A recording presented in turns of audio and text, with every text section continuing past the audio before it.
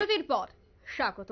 প্রধানমন্ত্রী হিসেবে শপথ গ্রহণ করার পর এবার উত্তর পূর্বাঞ্চলের রাজ্যগুলির উপর যথেষ্ট নজর দিলেন এবার প্রধানমন্ত্রী নরেন্দ্র মোদী। অসম থেকেও বেশি বরাদ্দ পেল এবার রাজ্য সরকার। যে খবর এই মুহূর্তে আমরা আপনাদের সামনে তুলে ধরছি, সব থেকে বড় খবর যে ক্ষমতায় ফিরে ত্রিপুরায় বরাদ্দ বাড়ালো এবার মোদী সরকার। রাজ্যের উন্নয়নে 989.44 কোটি টাকা দিল কেন্দ্রীয় সরকার।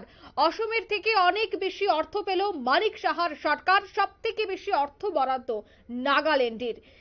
সে বিষয়ে আমি বিস্তারিত জানবো। টেলিফোন লাইনে রয়েছে নিউজ ভ্যানগার্ড প্রতিনিধি সুপ্রীতি মুখার্জি। সুপ্রীতি, অসম থেকেও বেশি এবার ত্রিপুরা বরাদ্দ পেল, যা 989.44 কোটি। এই মুহূর্তের সব থেকে বড় খবর, আর রাজ্যের জন্য খুশির খবর। তুমি কি জানতে পারছো এই মুহূর্তে? দেখো, এই মুহূর্তে তৃতীয়বারের জন্য তোমার প্রধানমন্ত্রী নরেন্দ্র মোদী শপথ গ্রহণ করেছেন এবং শপথ গ্রহণের পরপরই আমাদের নজর রয়েছে যে কে কোন দপ্তর পাচ্ছে, বিশেষ করে কার ক্ষেত্রে কি যাচ্ছে সবটাই প্রায় পরিষ্কার হয়ে গেছে। প্রধানমন্ত্রীর কাছে বেশ কিছু গুরুত্বপূর্ণ দপ্তর রয়েছে এবং যে সমস্ত দপ্তর এখনো পর্যন্ত কারোর কাছে পৌঁছায়নি সেই সব দপ্তর প্রধানমন্ত্রীর হাতেই কিন্তু রয়েছে। আর এবার ক্ষমতায় ফিরে আসার পরই কোন কোন রাজ্যের ক্ষেত্রে কি কি করতে হবে, কি কি উন্নয়নের ক্ষেত্রে কতটা অর্থ বরাদ্দ করতে হবে, তার সবটাই কিন্তু এই দুদিনের বৈঠকে কার্যত পক্ষে স্থির করা হয়েছে। এবারে মন্ত্রকের পক্ষ থেকে যে সব থেকে বড় আপডেট বা খবর উঠে আসছে এই মুহূর্তে গোটা দেশের জন্য, তা হচ্ছে উন্নয়নের ক্ষেত্রে বা উন্নয়নের প্রকল্পে গতি বাড়াতে বিভিন্ন খাতের অর্থ বরাদ্দ করা হয়েছে প্রত্যেকটা রাজ্যের ক্ষেত্রে। এবারে সেই ক্ষেত্রে দাঁড়িয়ে আমাদের রাজ্য থেকে শুরু করে পশ্চিমবঙ্গ বা উত্তর পূর্ব প্রত্যেকটা কথাই যদি বলি, রীতিমতো কল্পতরু মোদী সরকার। এক প্রকার বলা যায় যে ক্ষমতায় ফিরে বা তোমার ত্রিপুরা, উত্তর পূর্ব এবং তার সঙ্গে বাংলার কথা বারবার বলতে হচ্ছে, যে রাজ্যগুলির জন্য কল্পতরু হয়েছেন মোদী সরকার। সোমবারের যে মন্ত্রীদের বৈঠক ছিল, নির্দিষ্ট মঞ্চক বরাদ্দ করা হয়েছে সেই বৈঠকের মধ্য দিয়ে তারপরে অর্থ বরাদ্দ করা হয়েছে বিভিন্ন রাজ্যের জন্য। এবারে যদি তোমাকে আমি একে একে বলি, সোমবারে দেখা যাচ্ছে যে ট্যাক্স বাবদ সেক্ষেত্রে আয় করা মোট হয়েছে তোমার 1,39,750 কোটি টাকা। এবারে রাজ্যগুলির জন্য বরাদ্দ যেটা করেছে কেন্দ্রের অর্থ মন্ত্রক, ট্যাক্স বাবদ আয় করা টাকা রাজ্যগুলির উন্নয়নের জন্য খুবই গুরুত্বপূর্ণ। তাই রাজ্যগুলির উন্নয়নের ক্ষেত্রে গতি আনতে সাহায্য করা হবে, সাহায্য করবে। বরাদ্দ করা অর্থের মধ্যে সব থেকে বেশি বরাদ্দ যদি হয় সেটা হচ্ছে উত্তরপ্রদেশকে সব থেকে বেশি বরাদ্দ করা হয়েছে, যেখানে উত্তরপ্রদেশের জন্য প্রায় তোমার 25 কোটি বা টাকা, 25,669.88 কোটি টাকা বরাদ্দ করা হয়েছে উত্তরপ্রদেশের জন্য। তারপরে রয়েছে বিহারের নাম এবং তারপরে রয়েছে মধ্যপ্রদেশের নাম। বিহার এবং মধ্যপ্রদেশে বরাদ্দ করা হয়েছে তোমার 1,56,56 দশমিক 12 কোটি টাকা এবং অন্যদিকে 10,970 কোটি টাকা বরাদ্দ করা হয়েছে বিহার এবং মধ্যপ্রদেশের জন্য। এবারে যদি কেন্দ্রের বরাদ্দের ক্ষেত্রে যে চতুর্থ স্থানে যদি বলি, চতুর্থ স্থানে রয়েছে পশ্চিমবঙ্গ। বাংলার জন্য সেখানে বরাদ্দ করা হয়েছে প্রায় 10,513 কোটি টাকা।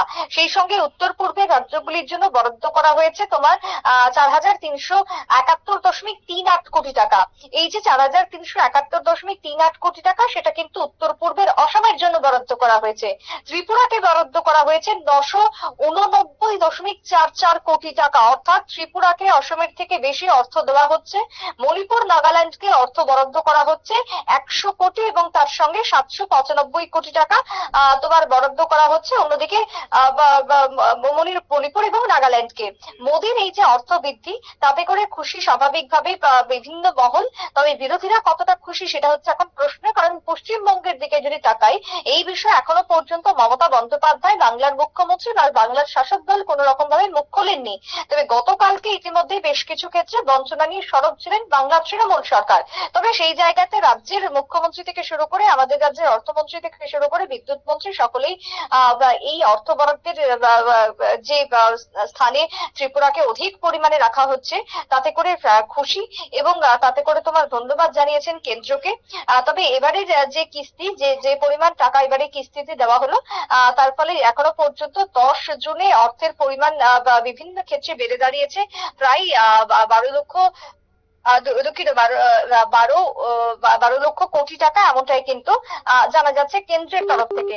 তবে সেই জায়গাতে দাঁড়িয়ে এই যে অর্থ বরাদ্দ করা হয়েছে, তাতে করে রাজ্যের উন্নয়ন হবে আগামী দিনে, এবং তার সাথে তোমার গোটা দেশের উন্নয়ন হবে, উন্নয়নের গতি আরো বাড়বে, সে কথাই কিন্তু এই মুহূর্তে মনে করছেন বিভিন্ন মহল। অর্থাৎ মোদির 3.0 যে এই মুহূর্তে তোমার সরকার চলছে কেন্দ্রে, তাতে করে তোমার এই অর্থ বরাদ্দের ঘটনাতে বিভিন্ন মহল খুশি। রাজ্যের বুকে এক প্রকার বিজেপি কর্মী সমর্থকরা উচ্ছ্বসিত হয়ে গেছেন এই গতি বাড়ানোকে কেন্দ্র করে। হুম। বাংলার অর্থ কিন্তু কার্যত এবার বেড়েছে সুপ্রীতি। সেক্ষেত্রে যারা বাংলার শাসক দল, তুমি বলছিলে যে এখনো পর্যন্ত কোনো কিছু তাদের থেকে আপডেট উঠে আসেনি, তবে সেক্ষেত্রে এই যে অর্থ বরাদ্দ বা অর্থটা কিছুটা হলেও বাড়ানো হয়েছে বাংলায়, কয়েক বছর পরেই বাংলাতেও নির্বাচন রয়েছে, তাই আবারও যেন পাখির চোখ আবার বিজেপি বা এনডিএ সরকার রাখতে চলেছে পশ্চিমবঙ্গের দিকে, কি মনে করো? দেখো, যেটা তোমাকে বলছিলাম যে অর্থ বরাদ্দের ক্ষেত্রে বাংলা বা পশ্চিমবঙ্গ কিন্তু চতুর্থ স্থানে এই মুহূর্তে রয়েছে গোটা দেশের মধ্যে। যেখানে প্রাপ্ত যে টাকা, সেই টাকার নিরিখেই চতুর্থ স্থান যেহেতু রয়েছে পশ্চিমবঙ্গে, সব থেকে টাকা বেশি পেয়েছে উত্তরপ্রদেশ, তারপরে বিহার এবং মধ্যপ্রদেশ রয়েছে, চারে যেহেতু পশ্চিমবঙ্গ রয়েছে, সেক্ষেত্রে পশ্চিমবঙ্গের মুখ্যমন্ত্রী মমতা বন্দ্যোপাধ্যায় এখনো পর্যন্ত এই অর্থ বরাদ্দকে কেন্দ্র করে কোনো কিছু মুখ খোলেননি। তবে হ্যাঁ, এই অর্থ বরাদ্দকে কেন্দ্র করে উন্নয়নের যে গতি, সেটা সেই গতি আরো বাড়বে, বিভিন্ন ক্ষেত্রে খরচ করা হবে, বাংলার ক্ষেত্রেও অনেকটা লাভবান হবেন সরকার চালাতে মমতা সরকার। সেটা তারা মুখে বলুক বা না বলুক, সেটা কিন্তু তারা হাড়ে হাড়ে টের পাচ্ছেন। কারণ একটা সরকার চালাতে গেলে, একটা রাজ্যকে চালাতে গেলে, সেই রাজ্যের কর্মীদের বেতন কাঠামো থেকে শুরু করে সেই রাজ্যে যারা কর্মচারীরা রয়েছেন, সেই রাজ্যে যারা জনগণরা রয়েছেন, তাদের প্রত্যেকটা অর্থনৈতিক চাকা বরাদ্দতে সাহায্য করতে হবে সরকারকে। সেই জায়গাতে দাঁড়িয়ে কেন্দ্রের এই টাকা বা অর্থ বরাদ্দতে অনেকটা লাভবান হলো বাংলা। কিন্তু এখনো পর্যন্ত বাংলার মুখ্যমন্ত্রী বা বাংলার শাসক দল মুখ খোলেনি। অন্যদিকে গতকালকেও আমরা দেখেছিলাম যে বেশ কিছু ক্ষেত্রে বঞ্চনার অভিযোগ তুলেছিল তৃণমূল সরকার। অর্থাৎ বাংলায় বেশ কিছু ক্ষেত্রে অর্থনৈতিকভাবে কেন্দ্রের থেকে যে সাহায্য করা হয়, সেগুলোকে করা হচ্ছে না, এই নিয়েও একটা সরব ছিল বাংলার শাসক দল। কিন্তু তারপরে পরে এক প্রকার এই যে অর্থ বরাদ্দ, তাতে করে বাংলার অর্থনৈতিক চাকাও বাড়বে। দেখো, তুমি যেটা বলছিলে নির্বাচনের কথা, লোকসভা ফিরতে না শেষ হতে না হতেই বাংলাতে ইতিমধ্যেই তোমার উপনির্বাচনের প্রস্তুতি শুরু হয়ে গেছে। বাংলা জুড়ে 4 বিধানসভা কেন্দ্রে উপনির্বাচন হতে চলেছে। সেক্ষেত্রে নির্বাচন মানে একটা অংশের টাকার প্রয়োজন। সবকিছু ক্ষেত্রে বাংলার উন্নয়নটাও হবে, যেখানে বাংলার উন্নয়ন এখনো অব্দি বেশ কিছু ক্ষেত্রে কেন্দ্রের থেকে টাকা স্যাংশনের জন্য যেগুলো আটকে রয়েছে, সেগুলোতেও উন্নয়ন হবে এই টাকা বা অর্থ বরাদ্দের জন্য। আপাতত মুখ না খুললেও কিছুটা হলেও যে অর্থনৈতিক ভাবে সচ্ছল হবে, চাকা ঘুরবে বাংলাতে, সে কথাই কিন্তু মনে করছেন রাজনৈতিক মহল। অঙ্কিতা, একদমই ধন্যবাদ সুপ্রীতি।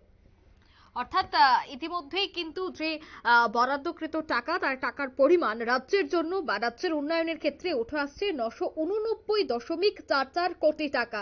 অসম থেকেও বেশি এবার অর্থ পেয়েছে ত্রিপুরা, এবং উত্তর পূর্বাঞ্চলের মধ্যে সব থেকে বেশি অর্থ বরাদ্দ হয়েছে নাগাল্যান্ডে।